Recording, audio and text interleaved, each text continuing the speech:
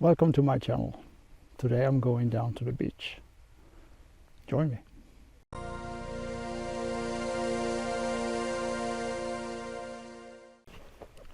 It's December 21st and I'm heading down to the beach, hoping to get some nice photos of small waders and whatever that turns up. So let's go.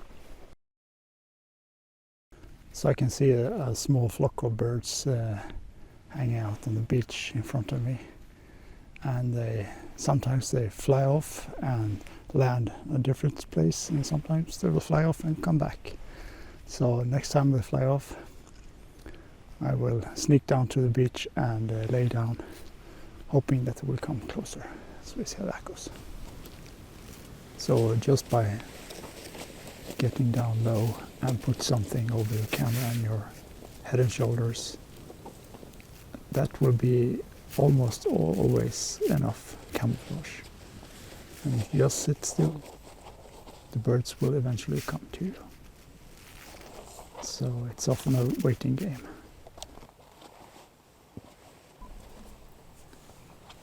Once settled in, I noticed a slight haze in the section of my viewfinder, and it took me a while to realize that it was the camera net that was hanging in front of my lens.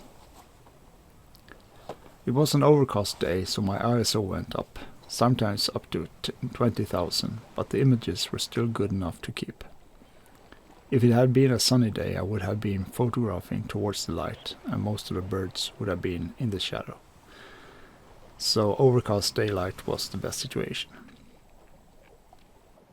The purple sandpiper lives and breeds up in the Arctic North and surrounding coastal areas. During the winter it moves further south, in this case to the west coast of Sweden. There they gather in small flocks and look for food along the rocky and ice-free beaches. The food is a mix of arthropods and mollusks, but also lots of seaweed flies. The purple sandpiper measures about 20 to 22 centimeters in length and has a wingspan about 45 centimeters.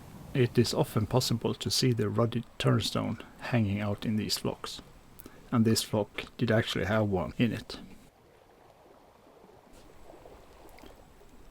Laying down in prone position does restrict the field of view a bit, and with a whole flock running around in front of the camera, there's a challenge to find both a good composition as well as a clear subject to photograph.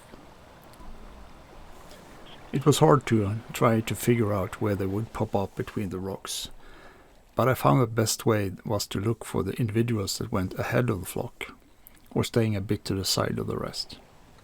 Also, when the flock has passed, there is always someone that is a bit slower, trying to keep up with the rest, and it's easy to isolate that one.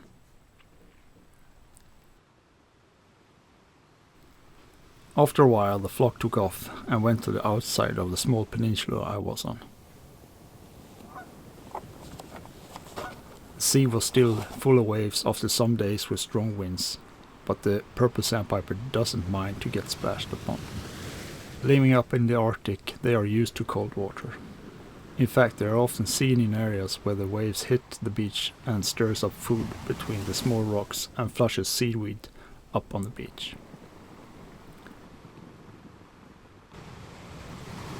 Since I didn't see them landing, my first priority was to locate them. Looking for a movement, I first saw a rook, and shortly after that a small flock with about 10 white birds. The snow bunting also lives in the Arctic. It is about 15 centimeters long and has a wingspan about 32 to 38 centimeters. It eats seeds during the winter and insects during the summer. Then I spotted the purple sandpiper sitting in the seaweed. I slowly made my way closer to them. Luckily, the purple sandpiper is almost tame and very approachable species. Keeping one eye at the bird and the other one on the waves, I tried not to spook the birds and also not getting sprayed with seawater. The purple sandpiper didn't mind getting wet, but I did.